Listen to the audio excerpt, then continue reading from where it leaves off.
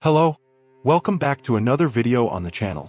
In a chaotic world where the pursuit of inner peace often leads to the excessive use of medications, Stoicism emerges as a valuable alternative to achieve balance and serenity in a healthy way. In today's video, let's dive deep and meticulously explore 7 Stoic exercises designed to cultivate inner peace. 1. Negative visualization. Optimism has a dark side when you believe or expect that your life or some specific aspect of it will be favorable and positive, setting yourself up for disappointment. Stoics counteract life's ugly side using a technique called negative visualization. This technique gains strength from pessimism by mentally preparing you for undesirable and uncomfortable situations. As the Stoic Emperor Marcus Aurelius said, start the day by telling yourself, "Today I will meet interference, ingratitude, insolence, disloyalty, ill will, and selfishness, all due to the ignorance of what is good or evil." By visualizing negativity and accepting it, Marcus Aurelius eliminates expectations and protects his soul from adversity. The idea behind negative visualization is clear. Imagine the lack of something specific. Consider your current situation under a roof using a device not accessible to everyone, sitting comfortably and satisfied after a meal. The hedonic adaptation leads us to take all this for granted. Have you ever imagined the experience of being blind, on the street, with nowhere to rest and hungry? This mental exercise awakens gratitude and happiness, fulfilling the purpose of negative visualization, a tool to combat hedonic adaptation. The great danger of hedonic adaptation lies in its silent operation. We gradually get used to circumstances, assuming they are permanent or guaranteed. However, there are no guarantees. There's no certainty about maintaining your current vision, health, or even being alive in the next few minutes. Despite this, we neglect appreciating simple things like the beauty of the full moon, a tasty meal, or the simple act of breathing. 2. Practice of self-control. The ability to control oneself is useful to avoid addictive behaviors, act thoughtfully, and stay focused on what truly matters. Stoics make a clear distinction between what we can control and what we cannot. Epictetus said, "Things under our control are opinion, aim, desire, aversion, and, in a word, whatever are our own actions.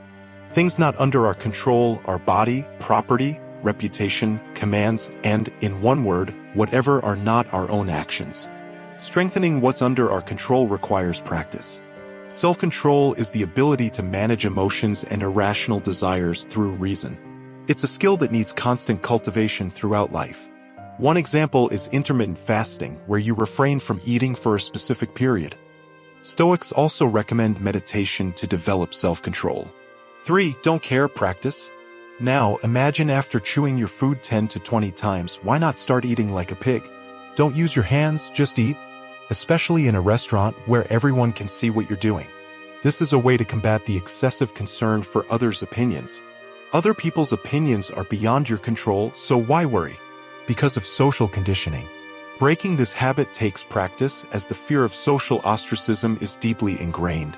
By consistently deceiving yourself, you expose yourself to situations where people may judge you negatively, but over time you'll realize it doesn't hurt as much as you imagined, making your indifference stronger. 4. Diary. The Stoic habit of writing, called hypomnemata, served as a form of meditation. Writing thoughts is a practice Stoics have followed for centuries to find relief and create a sense of order in thoughts and memories.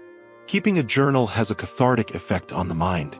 Marcus Aurelius, one of the most famous Stoics, maintained a diary known as Meditations.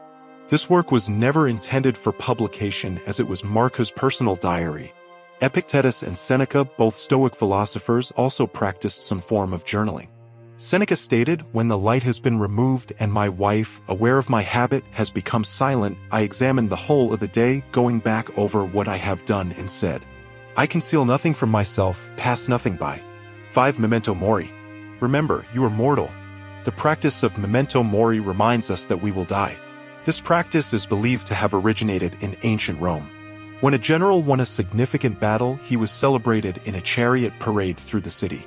However, behind him was a slave who whispered throughout the journey, "Respice post te, hominum te esse memento."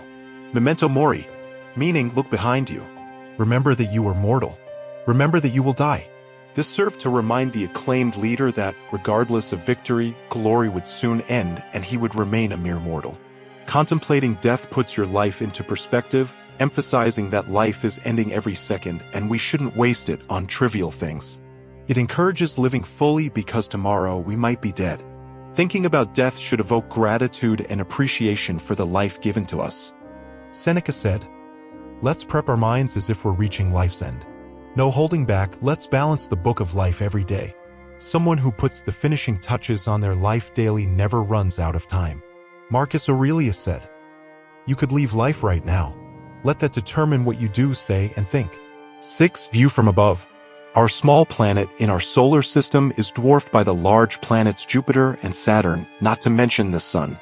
Sun is a small star compared to many others in our galaxy, which is just one among many galaxies in the Milky Way. When we realize how small we are, it becomes much easier to let go of the trivialities of our human existence. That annoying coworker, that stepmother, the guy cutting you off in traffic become less significant when viewed from a cosmic perspective. Even significant events like wars, natural disasters, and other tragedies are small when we consider the vastness of the universe. Remembering our smallness makes us humble, questions our existence, and occasionally makes us laugh at people getting upset over meaningless things. Marco Aurelius had this neat practice he called taking the high view or Plato's view. Basically, he suggests stepping back, zooming out, and checking out life from a higher perspective than our usual. This exercise, picturing millions and millions of people, all the armies, farms, weddings, births, and deaths, helps us gain a broader perspective. Like the previous exercise, it's a reminder of how tiny we are. 7. Amor fati. Marcus Aurelius wrote, "Accept the things to which fate binds you and love the people with whom fate brings you together, but do so with all your heart." This phrase illustrates the concept of amor fati, meaning love of fate. Worrying about a particular outcome creates anxiety, and the Stoics have a simple tip for that: love of fate. From Latin, amor fati means love for something. Whatever happens in your life, as long as you accept the outcome, you'll be fine. This doesn't mean becoming a nihilist and doing nothing without goals, because we'll be fine anyway. Goals and ambitions are not a problem as long as you remain detached from the outcome. Let's say you're a musician, you practice as much as you can and write the best music you can, but at the same time you remain detached from the result. Your focus will shift the concept and goal at some point in the future to the present moment, relieving you from worrying about undesirable outcomes. I give my best and let's see where it goes. Whatever the future brings, I accept it.